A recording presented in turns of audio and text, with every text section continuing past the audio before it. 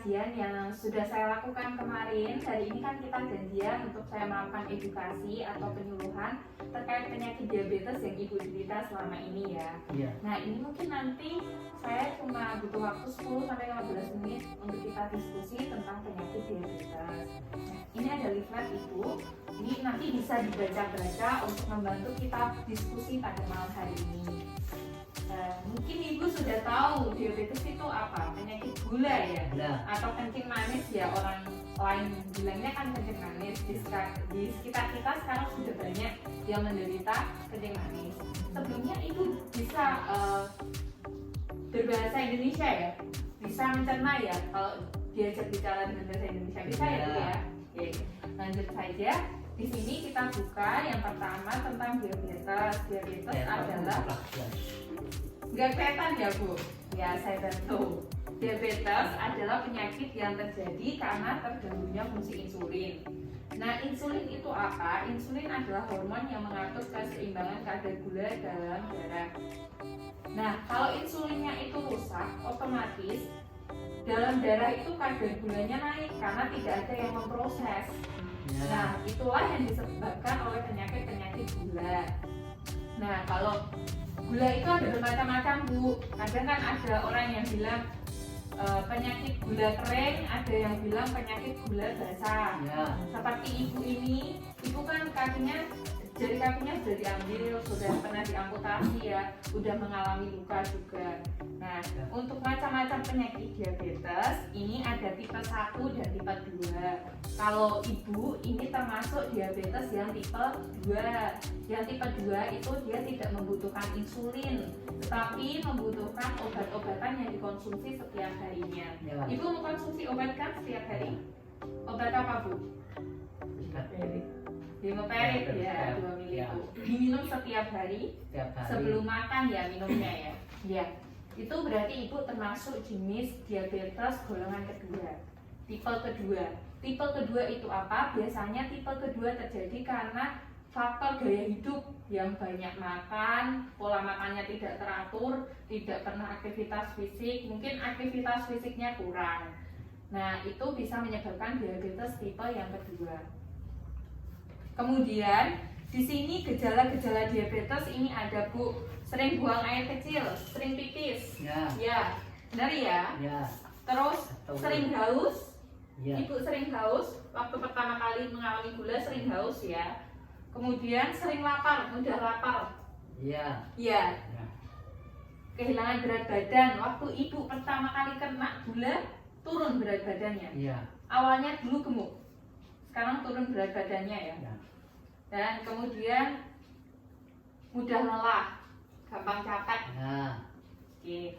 Untuk komplikasi diabetes Bu di sini ada banyak sekali. Jadi diabetes itu bukan saja menyerang gula darahnya di atas normal, mungkin 210, 220. Biasanya Ibu kalau ngecek gulanya di atas 200 masih di atas 200.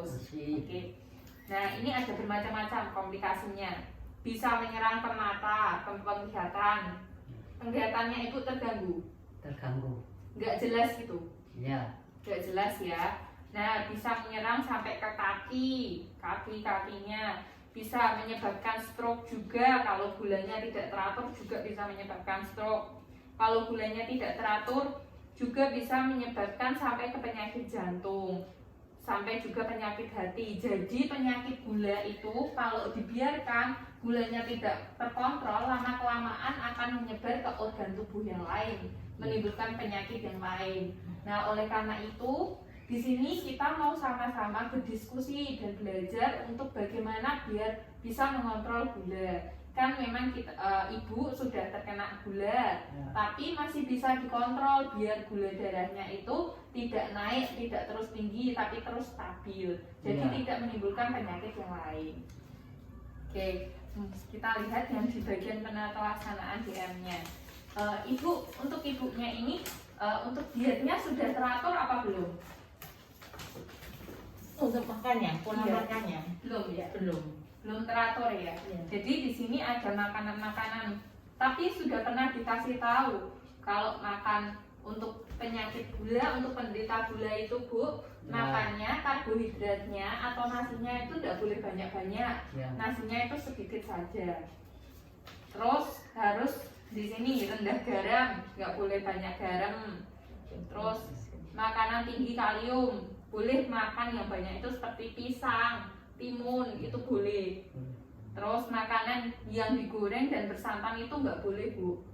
Boleh, mungkin boleh sesekali, tapi nggak boleh sering-seringan makan makanan yang bersantan. Apalagi ibu kan sudah lanjut usia, Ya. jadi nggak boleh terlalu banyak mengkonsumsi makanan yang bersantan.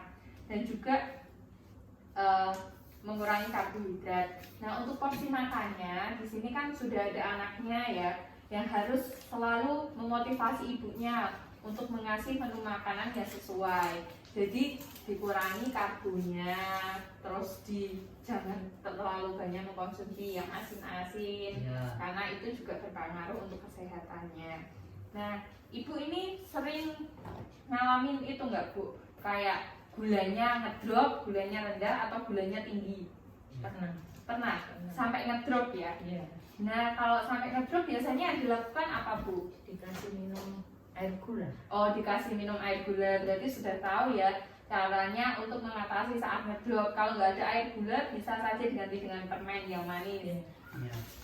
Kemudian untuk penakalannya yang pertama, mengatur pola makan, melakukan aktivitas fisik. Nah, aktivitas fisik ini, ibu aktivitasnya apa yang dilakukan setiap hari? Bantu beres rumah. Olahraga ya apa enggak? Jarang. Jarang ya, jarang olahraga ya.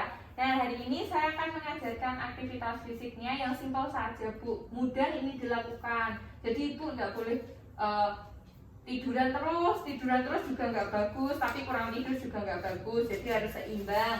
Ya. Nah, untuk penderita diabetes ini ada latihan fisiknya. Nah, seperti ini Bu, senam kaki. Kakinya ayo Bu, coba tirukan yuk. Kakinya diangkat ke atas. Nah, turun, naik, turun. Mudah ya Bu ya, Ya. dilakukan. Untuk memperlancar peredaran darah juga. Kemudian ini gerakannya. Nah, ini diangkat. Nah, ini sebanyak 10 kali Bu, di rumah bisa. Nanti akan saya share videonya ke Ibu ya. Iya. Nanti bisa dilihatkan berkali-kali.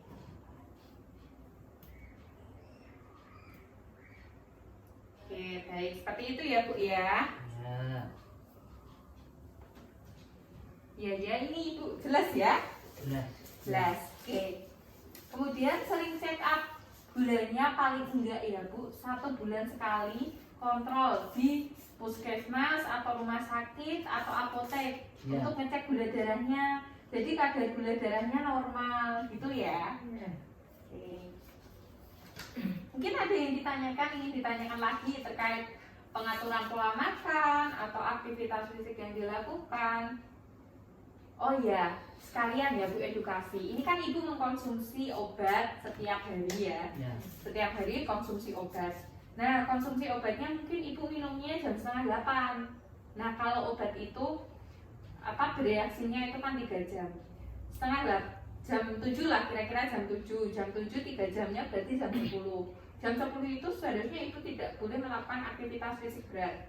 Karena saat jam 10 Ibu melakukan aktivitas fisik berat, nanti justru akan ngedrop, entah gulanya naik, entah gulanya turun, karena obatnya itu baru bereaksi. Jadi kalau bisa melakukan aktivitas fisik itu setelah bangun tidur langsung melakukan aktivitas fisik itu lebih bagus. Habis itu minum obat, lalu kemudian sarapan.